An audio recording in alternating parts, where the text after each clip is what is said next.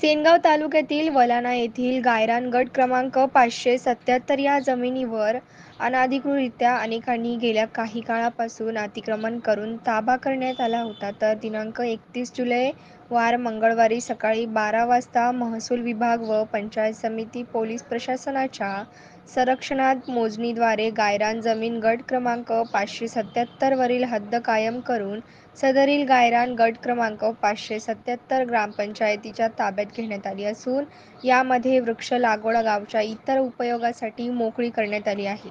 यासाठी सरपंच संघटनेचे जिल्हा समन्वयक व वलाना ग्रामपंचायतचे सरपंच डॉक्टर देवानंद गोरे, ग्रामसेवक श्री गाढवे तसेच ग्रामपंचायतचे उपसरपंच व सर्व सदस्य, महसूल विभागाचे कर्मचारी, गावातील पदाधिकारी, कार्यकर्ते, सर्व संघटना व पत्रकार बांधव याप्रसंगी उपस्थित होते. मुख्य संपादक दिलीप गायकवाड, लोकन्यूज महाराष्ट्र.